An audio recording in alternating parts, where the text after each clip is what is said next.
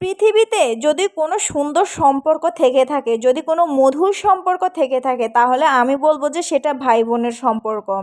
আমাদের ঢালুইট কুইন অপু বিশ্বাস কিন্তু বরাবরই মাহফুজ কাদেরীকে ছোট ভাই বলে সম্বোধন করে এসেছেন, এবং মাহফুজ কাদেরীও কিন্তু অপু বিশ্বাসকে দিদি বলে ডাকেন এবং দিদি বলে সম্বোধন করেন, সম্মান করেন। কিন্তু এই সুন্দর সম্পর্কটা যদি কোনো এক নোংরা মানুষ, কোনো এক নোংরা পক্ষ খুবই বাজেভাবে নিয়ে যায়, খুবই খারাপভাবে নিয়ে যায়, তাহলে এই মানুষগুলোকে আপনি কি বলবেন?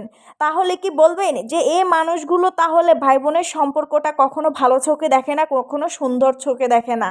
কারণ মাহফুজ কাদেরী ছোট ভাই, অবশ্যই অপু বিশ্বাসের বয়সও কিন্তু অনেক ছোট এবং ছোট ভাই বলে ডাকে, এবং যেহেতু মাহফুজ কাদেরী একজন কোরিওগ্রাফার, ঠিক আছে, সেহেতু অবশ্যই সব সময় মাহফুজ কাদেরী নায়িকাদের সাথে সাথে থাকা লাগে, এবং উনি যে নায়িকা নিয়ে বেশি কাজ করে দেখা গেছে ওই নায়িকার সাথে ওনাকে বেশি দেখা যায়। তার মানে এটা না, এত সুন্দর একটা সুন্দর সম্পর্ককে মানুষ নোংরাভাবে উপস্থাপন করবে, মানে নোংরামির শেষ সীমানায় নিয়ে যাবে। বিগত কিছুদিন আগে আমাদের ঢালিউড কুইন অপু বিশ্বাস যখন থাইল্যান্ড গেছেন, তখন কিন্তু মাহফুজ কাদেরীও গেছেন, এবং কি মাহফুজ কাদেরীর সঙ্গীকেও কিন্তু থাইল্যান্ড নিয়ে যাওয়া হয়েছে, ঠিক আছে, এটা কিন্তু হয়তো অনেকেই জানে না।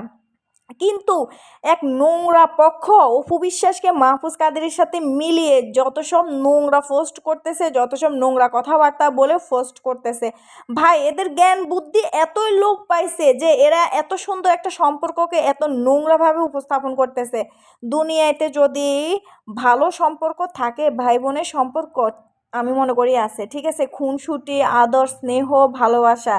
আর অপু বিশ্বাস বরাবরই যেহেতু ওনার ভাই বলেন, দিদি বলেন, কাছের কেউ নাই, উনি মাহফুজ কাদেরীকে নিয়ে আজকে এতটা দিন কাজ করে যাচ্ছে মাহফুজ কাদেরীর বিপদে আপদে, এবং মাহফুজ কাদেরী সব সময় অপু বিশ্বাসকে দিদি বলে সব সময় পাশে রাখার চেষ্টা করেছে। তার মানে এটা না যে তাদের ভিতরে কোনো খারাপ সম্পর্ক আছে, ঠিক আছে। কিছুদিন আগে মাহফুজ কাদেরী এটাও বলেছে যে অপু বিশ্বাস দিদির জন্য কিন্তু আমার আজকে এই সফলতা, এই জায়গায় আসা।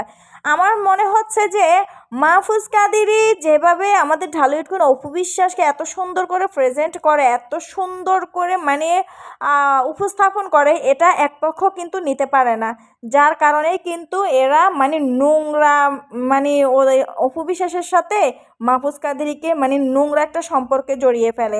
এই যে গৌতম সাহা, যখন গৌতম সাহা অপু বিশ্বাসের সাথে কাজ করেছে, তখন কিন্তু গৌতম সাহাকেও নিয়েও অপু বিশ্বাসকে নিয়ে এক পক্ষ খুবই নোংরা নোংরা কথাবার্তা বলেছে, ঠিক আছে।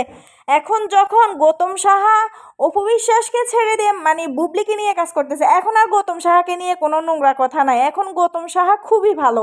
গৌতম সাহার মতো দাদাই হয় না। কেন রে ভাই?